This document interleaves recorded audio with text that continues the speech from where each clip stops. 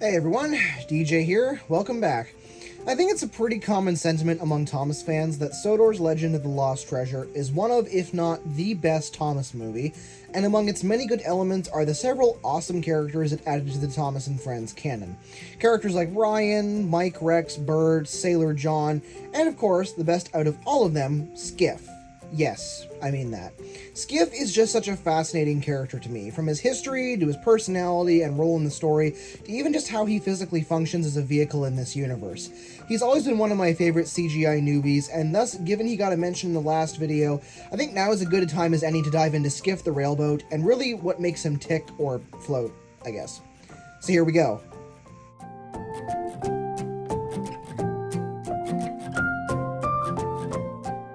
Skiff is a railboat who, believe it or not, actually does have a real-world basis, which we will talk about later, who works giving tours of Arlesborough Harbor with his captain, Captain Joe, although he has been seen in other parts of Sodor in various different locations.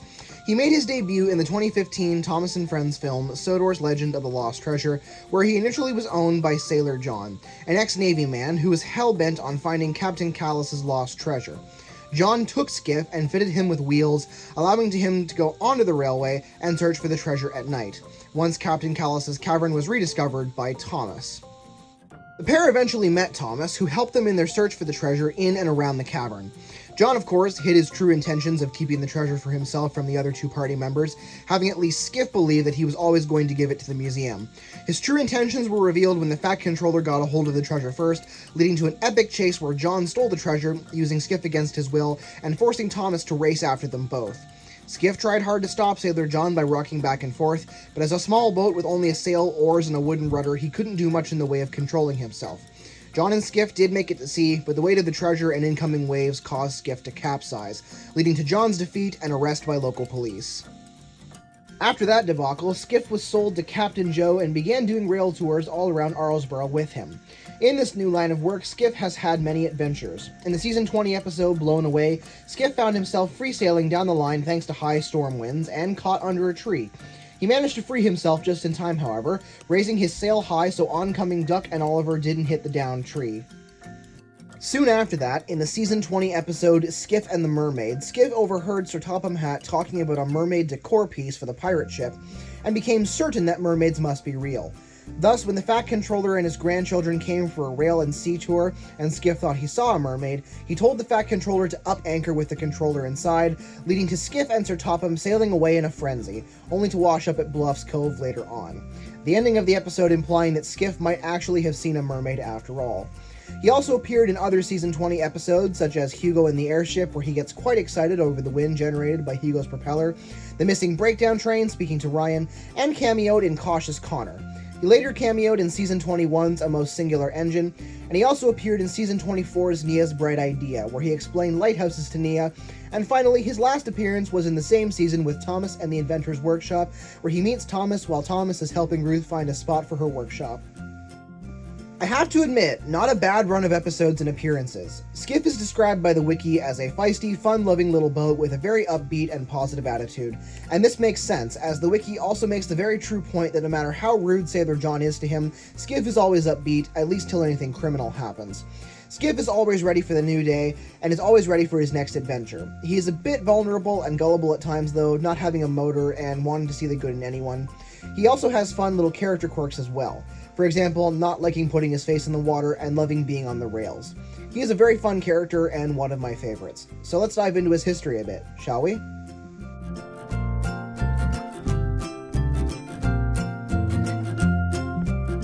Skiff, for as seemingly out there his design is, actually does have a real-world basis. Two, in fact. Skiff is based on an Eastport pram, a small skiff vessel, and the Festiniog Railway's schooner boat, both of which were smushed together to create Skiff.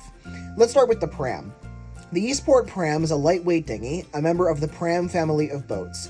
They are typically 7 feet 9 inches long, 4 feet wide, and can weigh anywhere from 40 to 70 pounds depending on any modifications made to the vessel. It was designed by John C. Harris in 2002 at Chesapeake Lightcraft and launched in 2003. In terms of Skiff himself, it serves as the basis of his main body. When it comes to Skiff's railway components, we have to look at the Festiniog Railway's Spooner's Boat, a sail and gravity-powered railboat.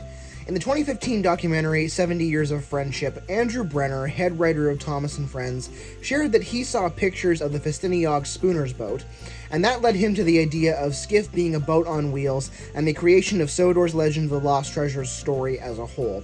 I came across these images of this guy in a little sailboat that had been set up to be on rails, and I thought this little character of a sailboat on wheels would be such a nice way of having the sea and the railway come together. From those images, I started to find a way into this story that became the Legend of the Lost Treasure. There are technically two Spooner's boats. The original, built sometime before 1863, and the modern replica, which inspired Brenner, built in 2005.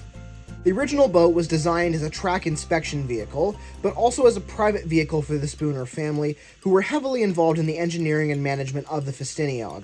It was a small vessel, narrow gauge, and unlike Skiff, its wheels were built in and not removable. The boat was clocked in 1876 at a demonstration as being able to go about 27 miles per hour and stop within 30 yards. The original boat, however, was destroyed in a collision in February of 1886 when Charles Easton Spooner disobeyed safety rules and crashed the vessel into another train, with himself and one of his 3 other passengers badly hurt. Over 100 years later, the Festiniog Railway Heritage Group chairman, Michael Seymour, was quite interested in the boat and wanted to build a replica. He passed in 1999 but left funds to the Heritage Group so that a replica could be produced. The late David Newman, another group member, had done extensive research on the boat prior to Seymour's death. However, only engravings and a 19th century description existed. Newman's friend Stuart Baker, who had experience in other Festiniog restoration projects, stepped in, however, and helped to draw up plans for the project.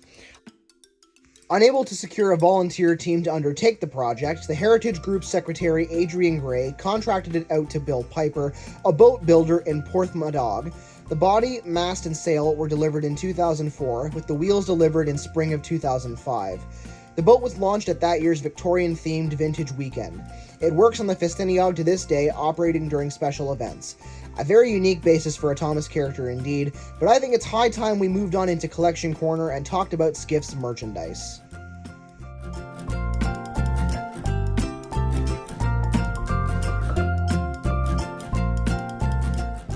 Okay, so here we have the 2015 Taken Place Skiff, and I gotta say, this is one impressive model. This came out right after the 2014 redesign of Take and Play, where the engines got smushed and given dummy magnets, so to have Skiff, who has highly accurate proportions even if he is a bit tall, and proper detailing is amazing. He looks just like he does in the show. You can see the little details on his sails, his paneling, even the wood grain on his interior. It's all done so well. Add to that his stellar paint job and him actually having the shape he does in the show, and not being all squished like the other models of this era, and you have one awesome toy.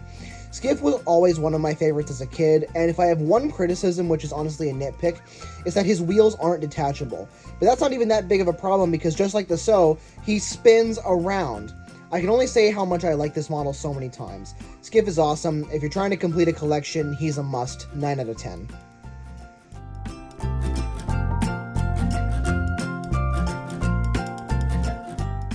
In conclusion, Skiff is a super fun little character who is highly likable, endearing, and fits in really well with the rest of the Thomas & Friends gallery of characters. His history is surprisingly quite interesting, and his merchandise is phenomenal. A well-written, fun Thomas character, something I just can't bring myself to not enjoy.